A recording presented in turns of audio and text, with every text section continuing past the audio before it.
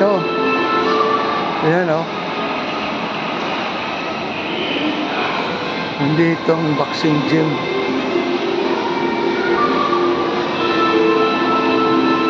Dito, baka matimingan natin si Luisito. Ayan o.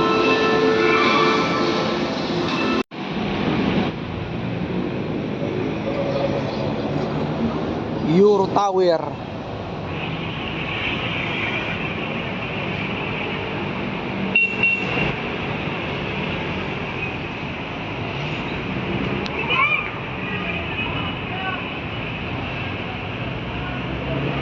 Dito lang yan sa terraces.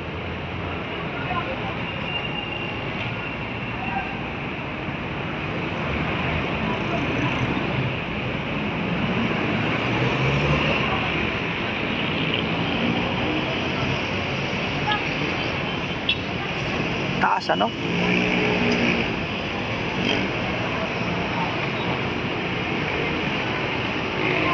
Ilang palapag yan?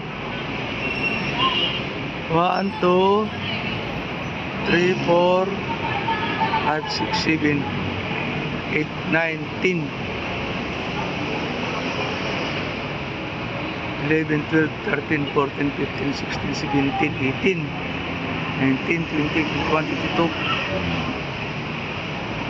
26 plus 3, 29, 32 or 34, 35 plus ground floor. Taas. Ito lang yan sa tapat ng SM. Yan o.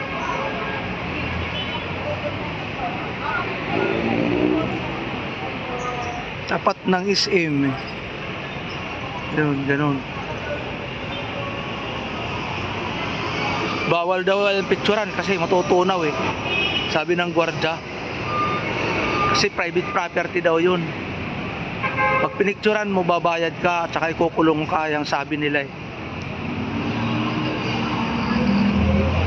Yan. Lahat ng mga bagay dyan, pag napicturean, babayaran mo. Yan ang sabi nila. Sabi ng gwardiya. Yan ang turo sa kanila eh.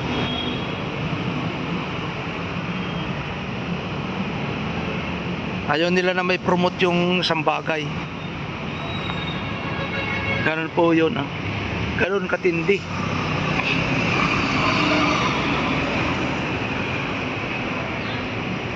Ganun katindi ang pamamalakad ng mga security guard dito.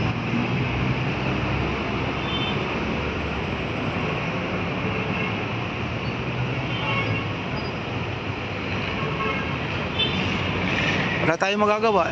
Sa kanila yon. Sa kanilang batas yan eh. Batas ng security guard. Anong sinabi sa kanila, ayan, sundin nila. Yung yung Euro Tower, binibidyohan ko. Ayaw nila mabidyohan yan kasi baka daw matunaw, saka baka ma-promote. Yun mga kababayan, kayo nang humusga. Babayaran ko daw yun isang video.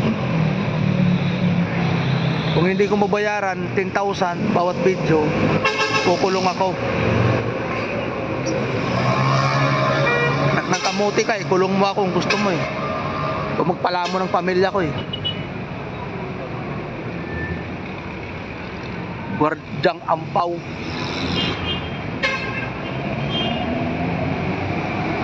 Bakit sa iyo ba yan? Yung may-ari nga ng Euro Tower eh. Hindi nga nagagalit, hindi nga naninitay. Tapos yung daanan, iyo ba yan? Oh, yan. Yung SM, iyo ba yan? Saka palang ampaw eh. Kulang ka pala ng apog eh, tumada. Dapat nakatumada ka ng apog para makumpletong utak mo. Gwardiya, ayaw na mabidyohan. Ang SM na tatak. Kampaw mo naman. Wala si Luisito. Dapat si Luisito nandyan ha. Wala eh.